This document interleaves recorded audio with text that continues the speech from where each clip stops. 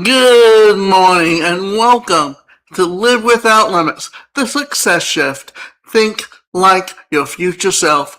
I'm your host, David Ashinsky, and today we're talking about something that many people feel but don't always talk about openly: the fear of being unloved or invisible. Therefore, today, the title of today's show is Overcoming the Fear of Being Unloved or Invisible. The fear that you don't matter, you're not enough, you're not seen, you're not valued, you could be overlooked and rejected. And this fear can show up in ways that you might not even realize.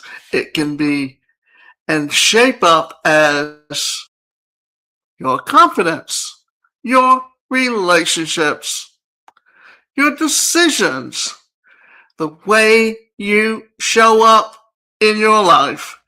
Because when you believe on some level that you are not even seen or not even valued. And what do we mean by that?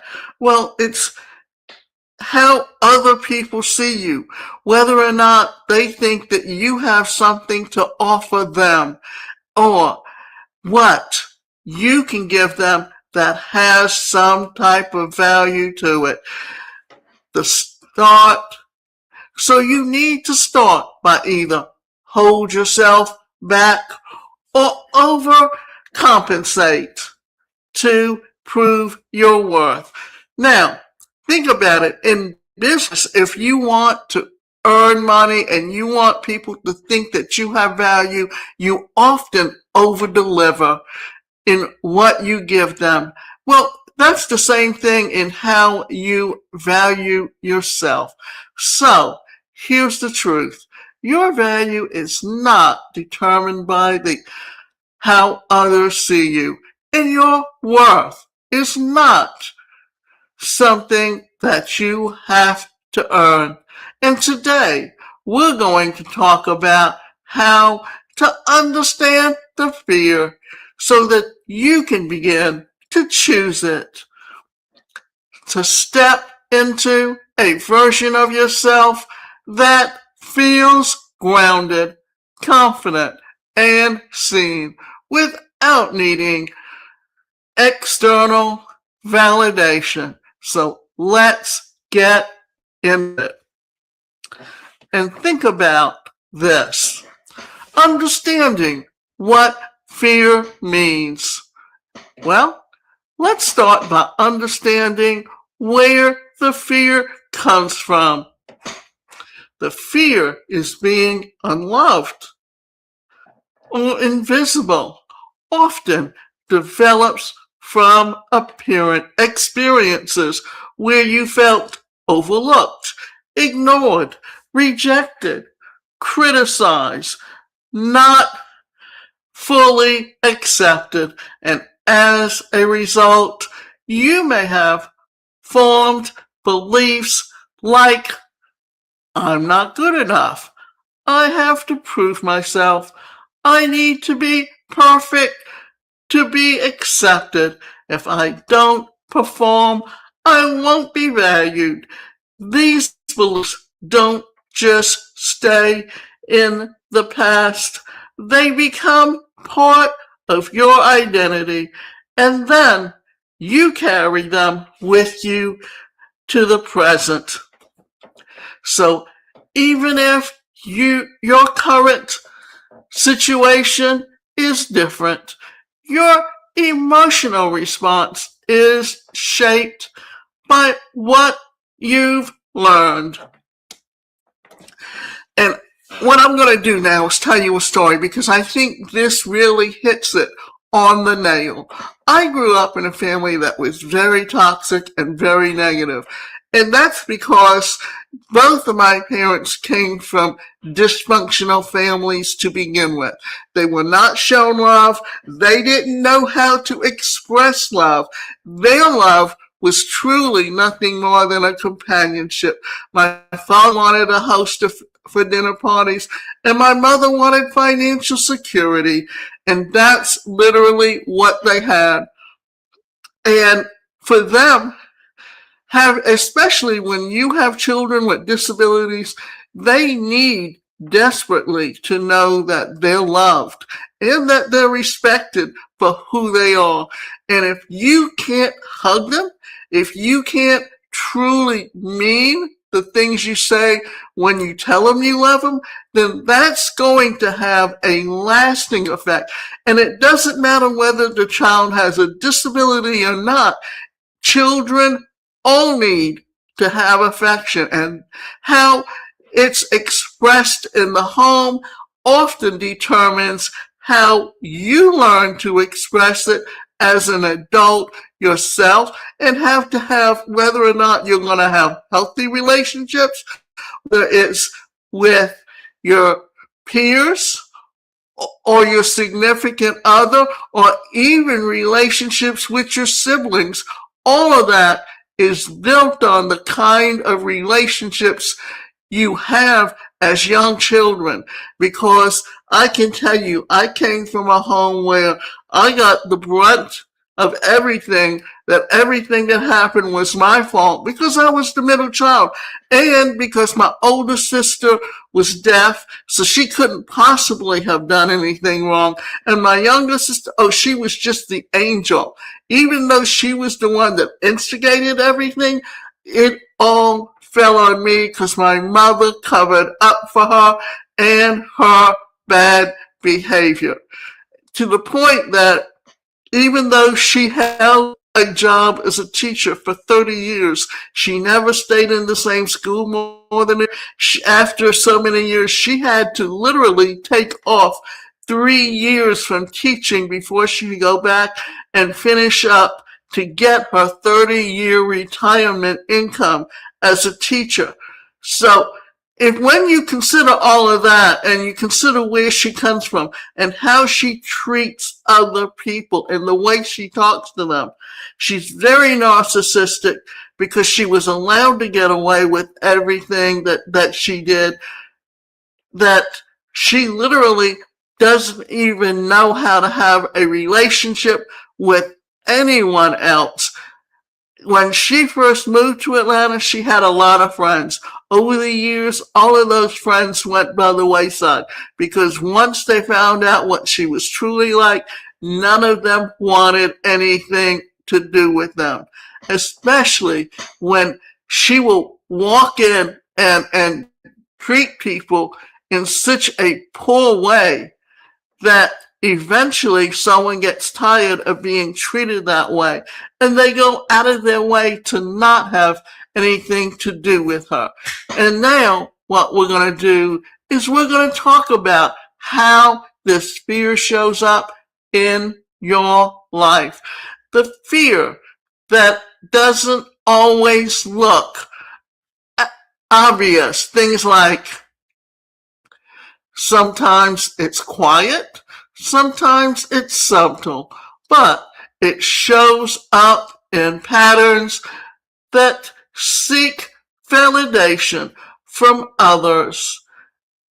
And when you consider where you're coming from, because you're a people pleaser, you overwork to feel worthy, you avoid visibility, staying quiet, even when you hate something, even when you have something to say.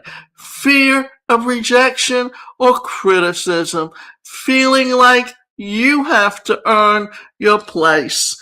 And in my family, it's very obvious what went wrong, what was there, because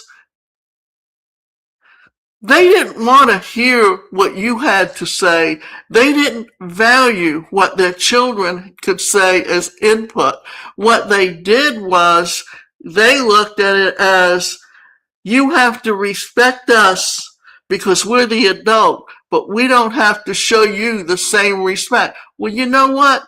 What that taught me was if you're not going to respect me, why should I respect you? Even show you any little bit of respect. If you, cause you know what? You show people how you want to be treated by the way you treat them. And if you're treating them badly, how can you expect them to treat you any differently? I used to say to my mother, just remember what you give because that's what you get back. And that is what we're trying to help you understand, that if you want respect, if you want to be valued, you have to value the people around you just as much. The common response, people usually respond in this fear in one of two ways. Hiding. You might stay quiet, avoid opportunities, play small, not fully express yourself because part of you thinks if I stay hidden, I won't be neglected. And often, if you're feeling neglected and hidden, it's because that person, the other person, really just doesn't know how to show you what it is that they should be showing you. They don't know how to treat you. They don't know what to do that can help you become truly the person you were meant to be. Often, when that happens and we have goals for ourselves as an adults, we literally will put the brakes on before we reach that goal because all those fears are coming forward. And you really need to understand exactly what they are, where they are in order to over to stop overcompensating, or you might try to prove your worth. Seek approval, overachieve, constantly need reassurance because part of you thinks if I do enough, I will be valued. And one thing I know is that often there are people who literally will keep and stay in toxic relationships just because they feel more comfortable having someone else around, whether that relationship is good or bad. And sometimes you're better off being alone instead of allowing yourself to remain in a relationship that's not healthy for you. Both patterns come from the same place.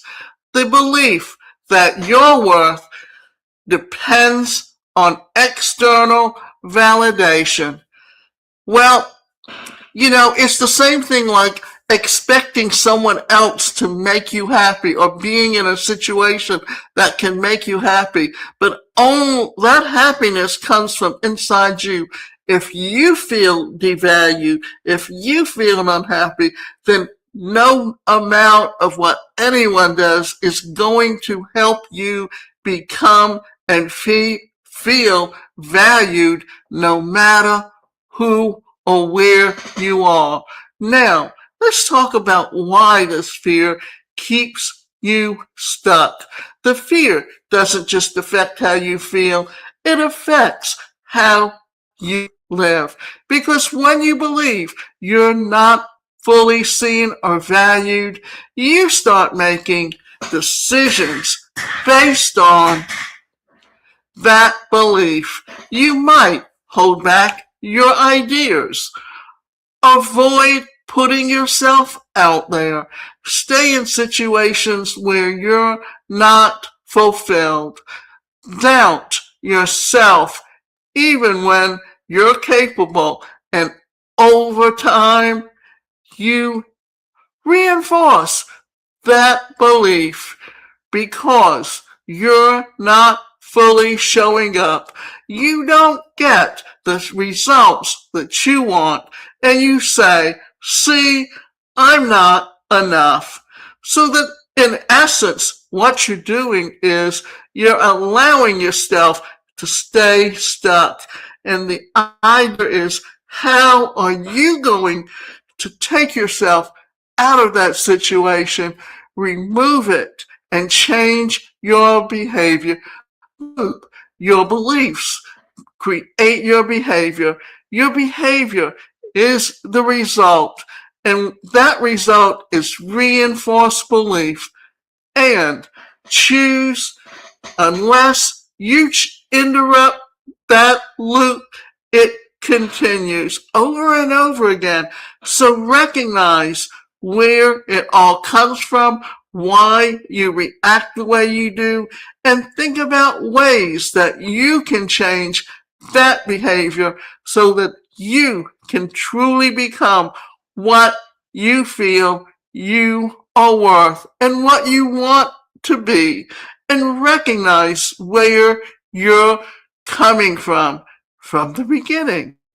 Always recognize how what's going on around you. Remember, we always talk about the nature or the nurture, and the nurture is the environment that you grow up in, the relationships you have, and how they affect you.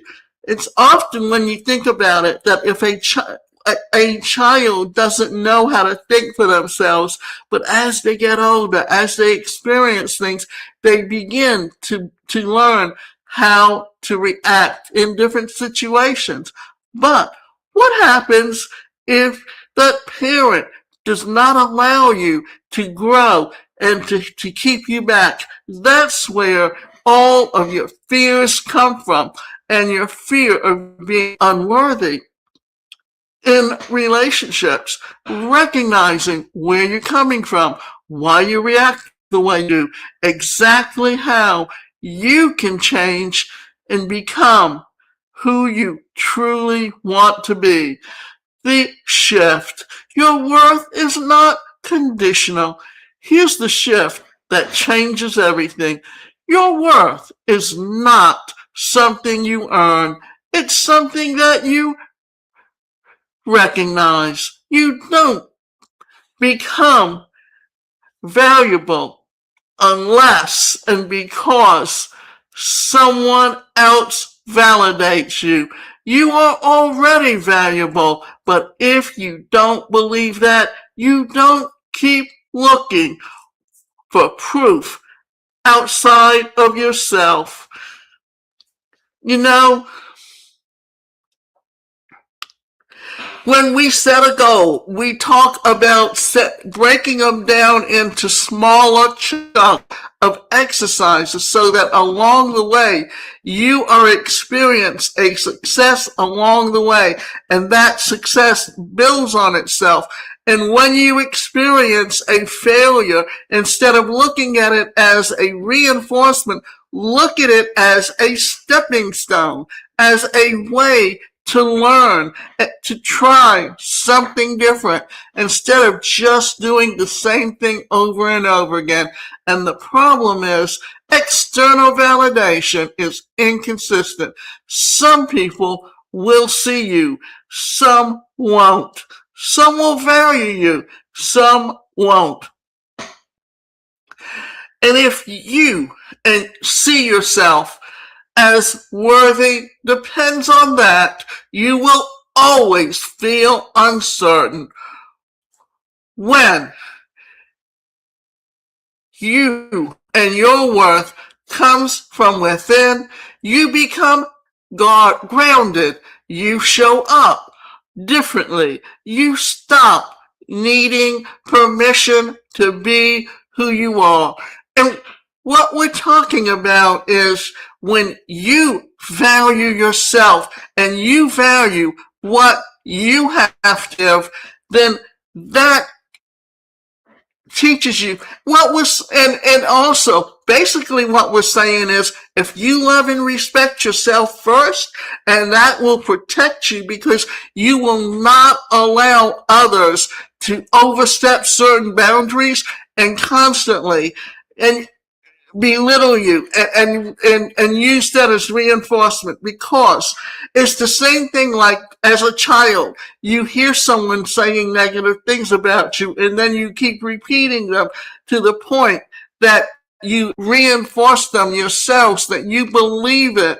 Instead, what you really are teaching yourself is to understand that that person does not value themselves. And because they don't value themselves, they are going to put you down because that gives them value by feeling they have power over you. Just recognize that if you do not allow them to do that, then they are going to be powerless over you. Recognizing these things helps you understand why you need to have control over your life and make decisions for yourself that are important for you and not based on what someone else wants. So how to overcome the fear? Let's make let's make this practical. Recognize the pattern. That's the first step that you need to do, is first recognize where that pattern is coming from. Start noticing when the fear shows up and ask yourself, am I holding back because I'm afraid of being unseen or rejected? Am I trying to prove my worth right now? Awareness is the first step. Remember that. Awareness, being aware of how you see yourself, being aware of how others use power to try and control you and reinforce their own lack of love and respect for themselves. Question the belief. Ask, what do I believe about my worth? And then, is that belief actually true? Or is it something that I learned? Because many of these beliefs were formed earlier in life. Always recognize that where you're coming from, why you react the way you do, and they don't have to be define who you are today. Redefine your worth. Instead of, I need to prove myself, shift to, I am enough as I am, and I am growing. Instead of, I need others to see me, shift to, I see myself and I value who I am. This is where your power begins. Now, when you hear those statements, doesn't that make you think of the laws of attraction? What you put out is what you get back. If you put out good vibes, you're getting good vibes back. If you're putting out negative vibes, what do you expect to happen? Recognize where you're coming from and why these situations can affect you in the way they do, and how you can take better control over your life today. Validate yourself. Start giving yourself what you've been missing from others. Acknowledge that your efforts, recognize your progress, affirm your value, because your true self is built internally. Remember, as children, we experience new things, and as we experience these new things, we learn. And this goes from the day you're born to the day you die. So always be willing to be open, open to new ideas, open to new things that are happening. Because remember, technology affects the daily life. AI, artificial intelligence, is here. It can help you, it can benefit you in your business to make your life easier, and also allow it to give you what you want and how you see yourself in relationship, not just to the other people around you, but to the world at large. Step up, show up anyway. This is key. Even if you feel doubt, fear, uncertainty, show up, speak, share, act. I can remember how many times when you're in the classroom and you will hear or see someone, or the teacher will ask a question, and sometimes 10 people will raise their hand, and then you get one person that answers, then someone else answers, the idea here is that the more people that answer, the more opportunity you have to create a situation where you can help someone else to see themselves by reinforcing the positive. And instead of doubting yourself or fearing the opportunity to speak up, be willing to learn, to give your opinion. Now, let me also relate this to different behavior patterns, because I think this is very important. That when someone has a dominant personality, that they feel they can control everything, they can treat other people badly, or they can they can reinforce the good. But it also is how you see yourself. Now, I'm going to tell you, we have these 4 behavior patterns within us. We need to recognize when we're in one or the other and learn to move, because some are our strengths, some of them are our weaknesses. And someone who has a very high interpersonal skills finds it easy to talk to people around them, finds it easier to control themselves and their own behavior, while others tend to. And the reason I want to go into this, because if you're very reserved, it's often you will internalize the things that people tell you. And if they're being very negative, then you allow yourself to be that negative as well. So recognizing it, recognizing where you're coming from, recognizing why you react the way you do, always reinforces how you see the world.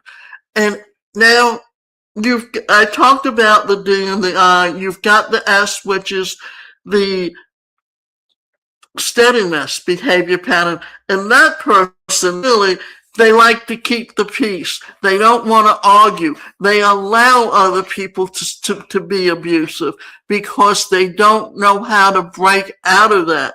And then you've got the conscientiousness behavior pattern, and that's someone that questions everything, no matter what. And the S and the C are reserved, whereas the D and I are very outgoing and very and extroverts. But you have to be able to understand, if you're reserved, you need to be able to move out of that and get into a different behavior pattern in a way of breaking the pattern, breaking the mold, getting into what it is that allows you to become that person that you truly want to be. So practice consistency. This is not a one-time shift. It's a practice. Every time you choose to show up, you reinforce a new belief.